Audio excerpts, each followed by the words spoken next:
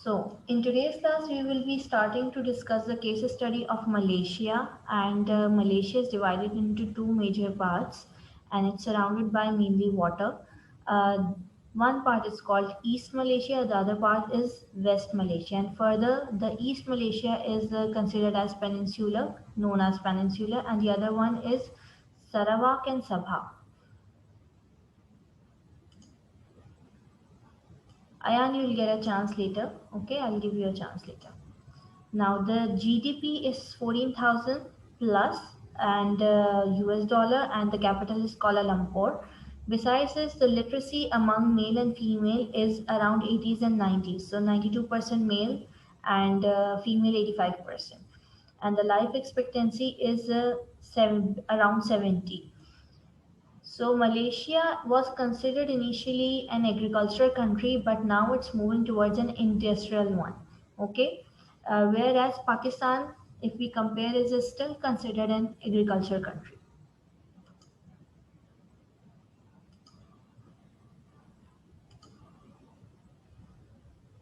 It's considered to be one of the beautiful countries in Southeast Asia, and the currency is ringgit, ठीक and the overall population is 31 approx million. And if you see, this is the map of the whole world, and this is where Malaysia is located with the red spot. Now this part is West Malaysia, the one with blue, and the red part is East Malaysia.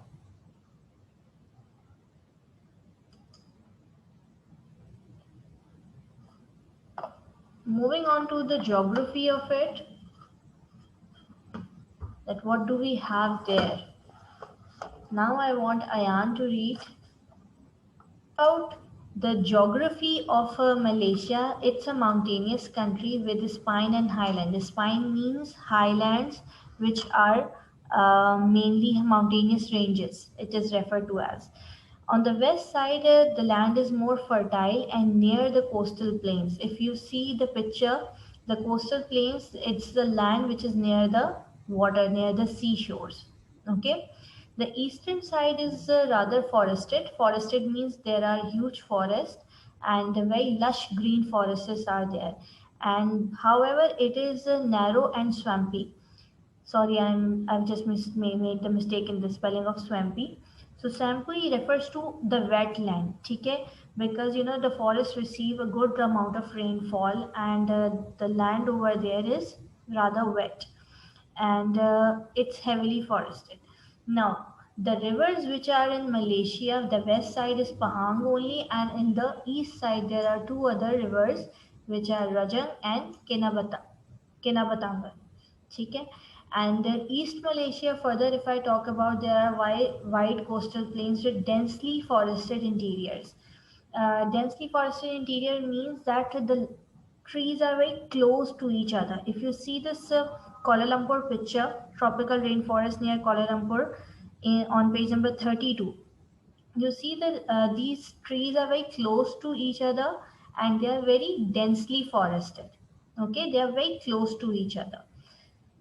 And the map which is shown on your page number 32, it also tells you that Sarawak is close to Borneo, ठीक है, whereas Malaysia on the other side it's Sumatra, ठीक है. But these are the two different lands which have the water in between them, and Malaysia is expanded in two parts. Okay, the map which is shown on your screen, where I have marked red, is the river Pahang, whereas the rivers in the east, Rajang and Kenabatangan, are located as red and yellow. Okay, class? Now, moving on to the climate. Now, I want Sarfaraz to read it.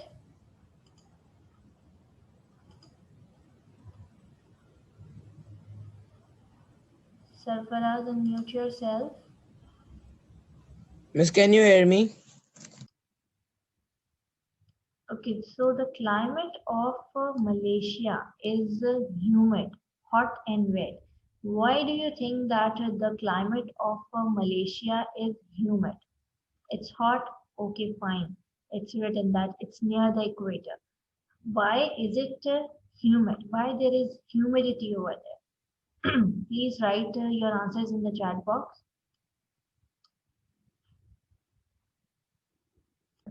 Humidity occurs when the land is surrounded more by water. And as you can see it on the map that Malaysia is surrounded by water. Yes, Maida, you're right. So that is why the climate is really humid over there. There is moisture there is in the air. That is why which makes it humid. Like here in Karachi as well, we have a very humid atmosphere because we are near to the sea. Alright, so in Northeast, the monsoon happens in November, December, whereas in South, where the monsoon happens in June and September. The average rainfall in West Malaysia is 2300 millimeter a year, whereas in East Malaysia it's 3300 millimeter a year. Okay.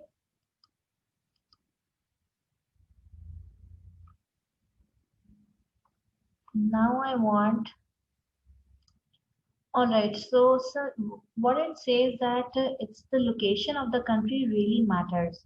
Since Malaysia is located near the world's shipping route, that is why a lot of people are traveling, going and coming.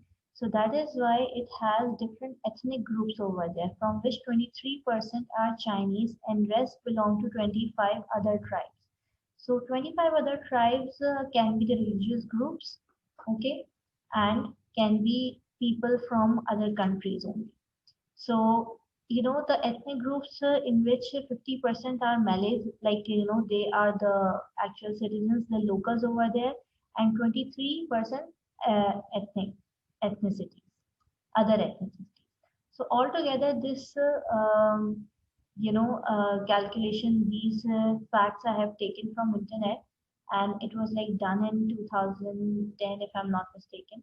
So approximately 60% Muslims are living over there, 20% Buddhists are living over there, 10% Christian are living there, and 6% Hindus are living there. Okay. Now, Malaysia, if I talk about the education and literacy, it's seen to be quite well that 89% of the age, like 15%, 89% of the people of age 15 are literate. Whereas education is free but not compulsory, which is quite the situation in other countries as well. But 90% children attend school to till primary level. So altogether, if we see that a lot of people are there and there are different ethnic groups, plus the education and literacy is quite well over there.